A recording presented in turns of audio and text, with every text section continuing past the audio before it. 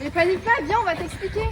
Depuis 2020, le Tchad subit chaque 2 ans de fortes inondations qui provoquent le déplacement d'une partie de la population et la destruction des maisons, des champs et la mort de plusieurs personnes. Cette année 2024, les inondations ont atteint le niveau le plus élevé depuis 1961.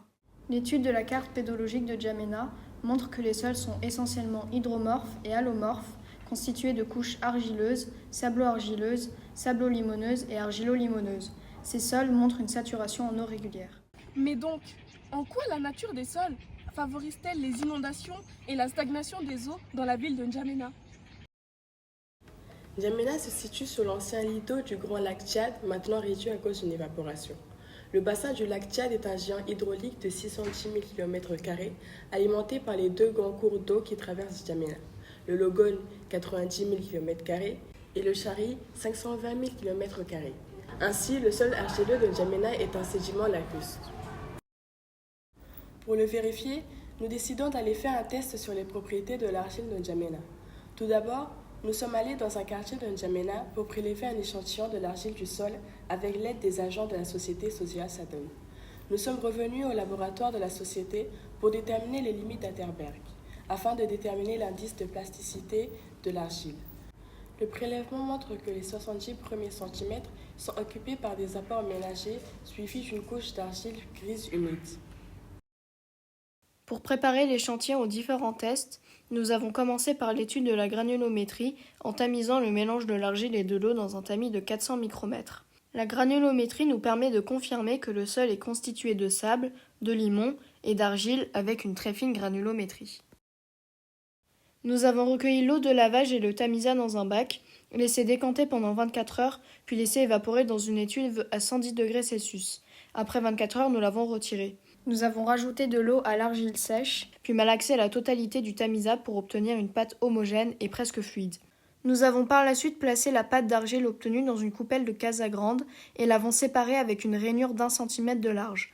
Puis nous avons appliqué des chocs à un rythme régulier jusqu'à ce que les deux parties se rejoignent après à peu près 25 coups. Nous avons prélevé un échantillon de chaque côté des lèvres de la rainure et au voisinage de l'endroit où elles se sont refermées pour la détermination de la teneur en eau. Nous avons déterminé ensuite l'indice de liquidité en mesurant le poids de l'argile humide et de l'argile sèche après dessiccation à l'étuve. L'opération complète a été réalisée au moins 4 fois sur la même pâte avec des teneurs en eau différentes à chaque fois. Cela nous a permis de tracer une régression linéaire de 4 points différents en teneur en eau et obtenu une limite de liquidité de 54,58% en faisant la moyenne des valeurs obtenues. Pour déterminer la limite de plasticité, nous avons réalisé des boudins d'environ 3 mm avec l'argile. La limite de plasticité est obtenue lorsque le rouleau se fissure et que son diamètre atteint 3 mm. Une fois les fissures apparues, la partie centrale du rouleau est placée dans une boîte de pétri de masse connue. Nous l'avons pesé immédiatement et l'avons introduit dans l'étuve pour déterminer sa teneur en eau.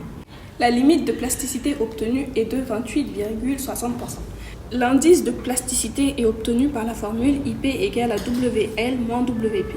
Nous obtenons donc un IP avec une valeur de 25,98, ce qui se trouve entre 15 et 40. Donc le matériau est plastique avec une très fine granulométrie. La nature argileuse plastique du sol de N'Djamena n'est pas le seul facteur à l'origine des inondations. Il y a aussi sa topographie qui ne permet pas la bonne évacuation des eaux. En effet, la ville a une contrepente de 10 exposants -6 vers le nord à l'opposé du Chari qui se trouve au sud. Ceci entraîne des inondations pluviales. De plus, les deux rivières, le Chari et le Logone, confluent vers N'Djamena pour pouvoir se déverser dans le lac Tchad, ce qui augmente le volume de l'eau et le débit d'eau après les inondations pluviales provoquant des inondations fluviales.